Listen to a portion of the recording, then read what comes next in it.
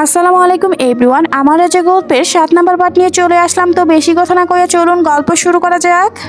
যদি না আসেন আর আমার বাড়ির সবাইকে রাজি না করাতে পারেন তবে জীবনেও আর কোনোদিন আমাকে কল বা মেসেজ করবেন না। আচ্ছা, ভালো থাকবেন।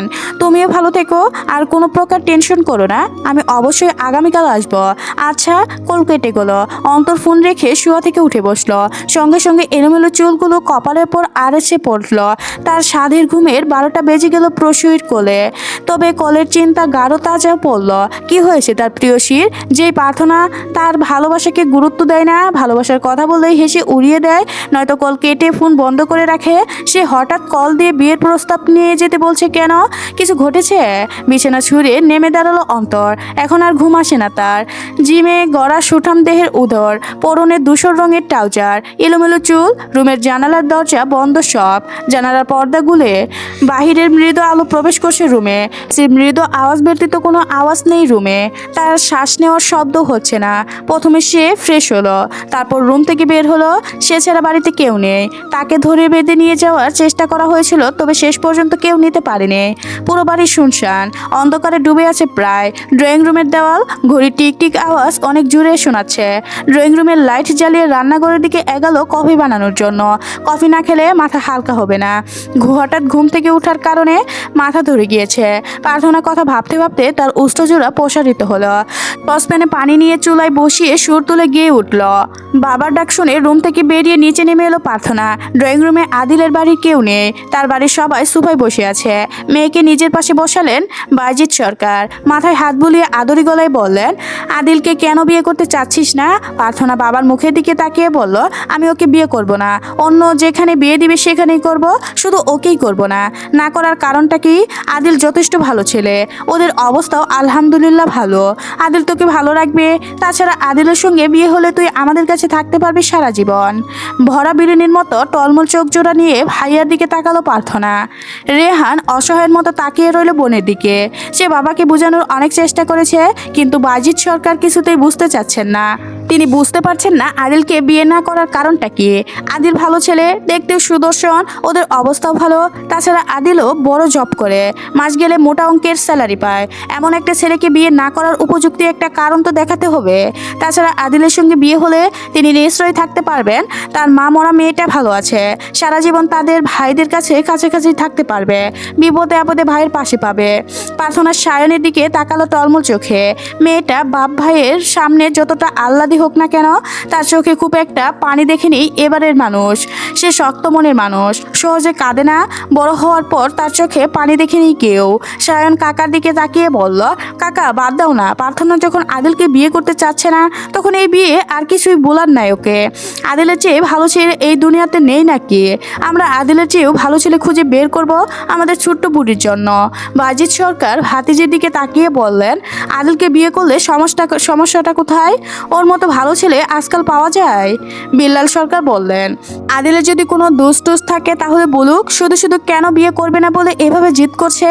যদি ওর নিজের কোনো সমস্যা থাকে তাহলে সেটাও বলুক।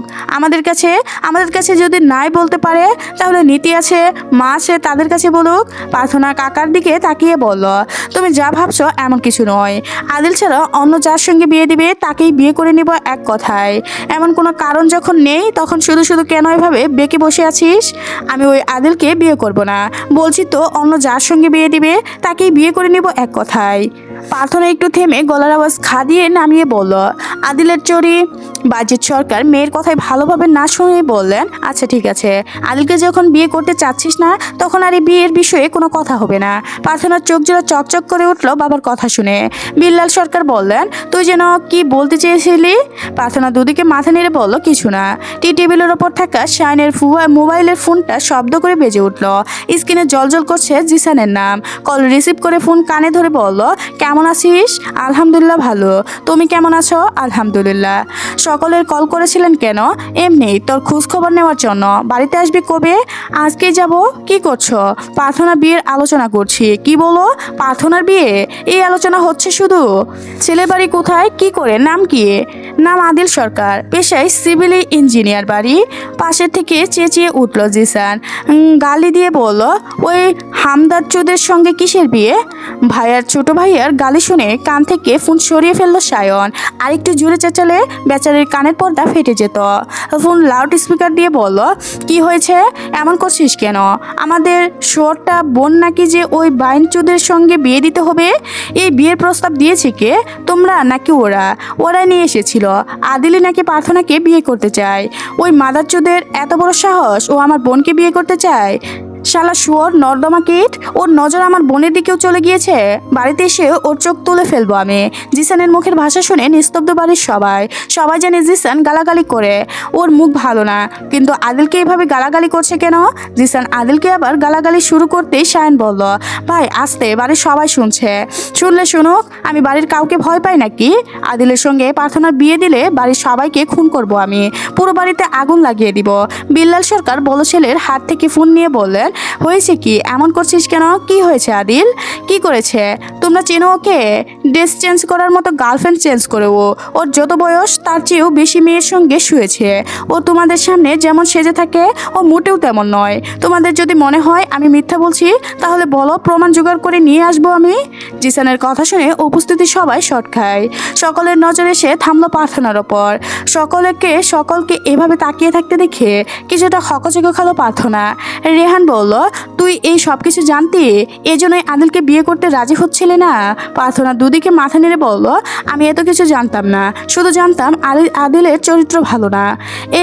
তো এটা প্রথমে বলিসনি কেন? যদি তোমরা বিশ্বাস না করো, আমার কাছে তো কোনো প্রমাণ নেই। বাজিত সরকার মেয়েকে টেনে এনে মেয়ের মাথায় চুমু খেলেন। এক হাতে জড়িয়ে অন্য হাতে মাথায় হাত বুলিয়ে আদর করতে করতে বললেন, পাগল মেয়ে, আমরা কেন তোকে অবিশ্বাস করব? আমরা তো জানি তুই মিথ্যা বলিস না। প্রার্থনা ঠোঁট উল্টে বলল, ওই আদিল তো তোমাদের কাছে দুধে দুয়া তুলসী পাতা, যাকে বলে একদম ভালো শ্রদ্ধা ভালো পুরুষ। তো কি হয়েছে, আমরা নিজেদের মেয়ের চেয়ে অন্য বাড়ির ছেলেকে তো বিশ্বাস করতাম নাকি? প্রার্থনা ভাইয়ের দিকে তাকিয়ে হাসলো। তার চোখের পানি শুকিয়ে গিয়েছে, কিন্তু গালের অস্ত্র দাগ রয়েছে। বাজিত সরকার মেয়ের গাল মুছে দিলেন, তারপর আবারও মাথায় চুমু খেলেন। ছেলে মেয়ে দুজনেই তার জীবন, পুরো দুনিয়া। নিজের জানা মতে সঙ্গ আজ পর্যন্ত ছেলে মেয়েকে কখনো কষ্ট দেয়নি তিনি। সবসময় চেষ্টা করেছেন দুজনকে আগলে রাখার, মায়ের অভাব বুঝতে না দেওয়ার। জিসান আরও কতক্ষণ বাবাকে শাসিয়ে টাসিয়ে কল কেটে দিল।